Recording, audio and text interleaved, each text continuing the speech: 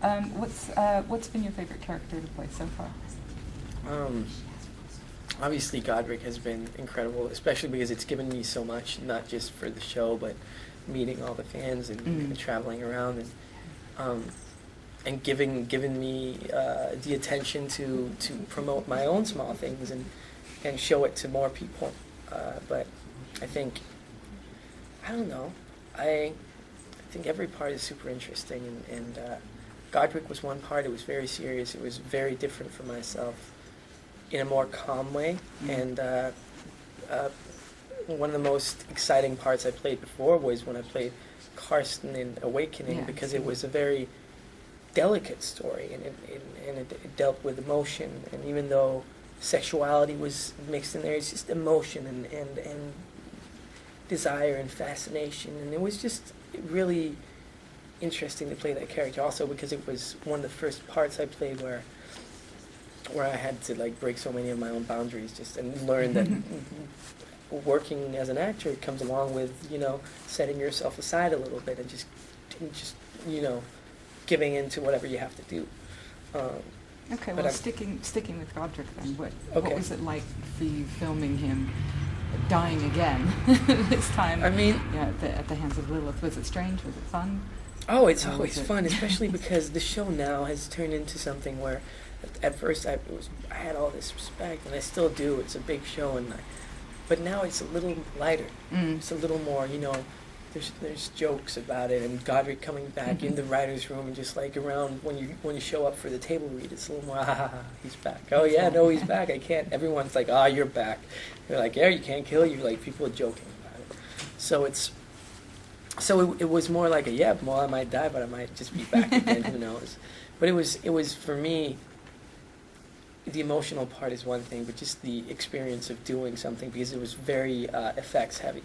Had to go in and get the whole body live cast of my head done, and they did this big prosthetic. I was in makeup for 3 hours, and we had one take to get it.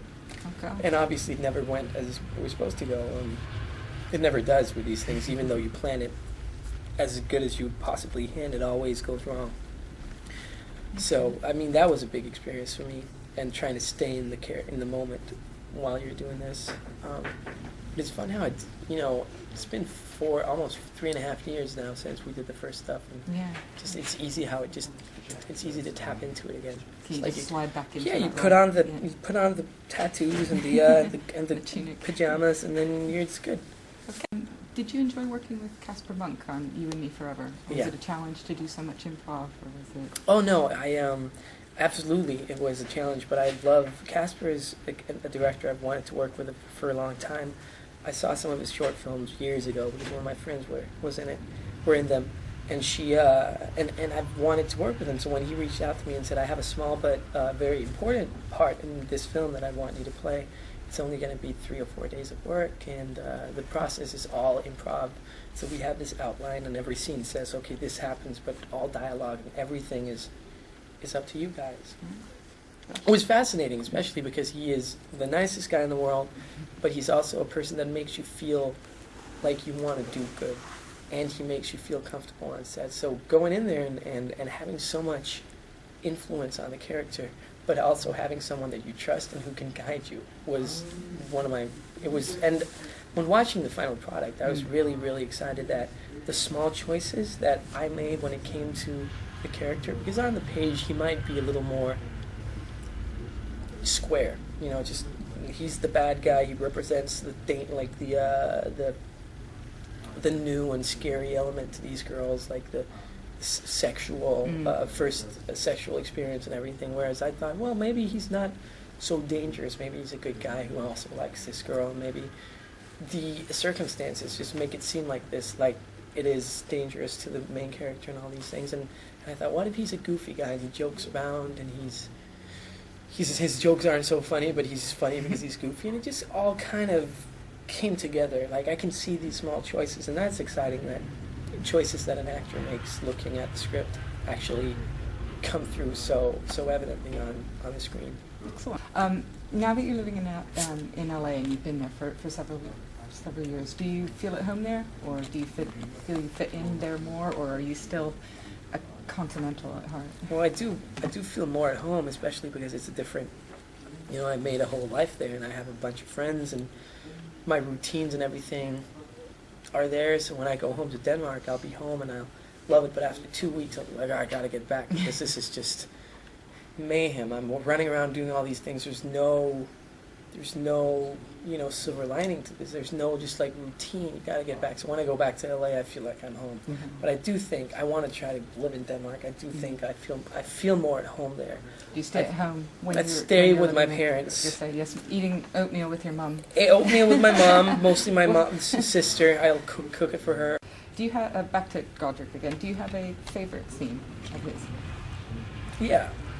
The dying scene was incredible because so much emotion was just packed together right there, and it was a big privilege to have so much time. It was 4 pages. It's a really, really long and intense scene that's all about Godric saying goodbye. That's a big deal, and it was a great scene, and all the circumstances with making it. Shooting it almost real time at like live theater on the top of the skyscraper, doing the whole scene in 40 minutes was just incredible. Like we had to be right there and then. It's not just we have a whole day to make this happen. We have 40 minutes. Yeah, before this. Yeah. So it was definitely my favorite scene. Would you like to do more flashback scenes exploring Godric's past with Eric and Nora?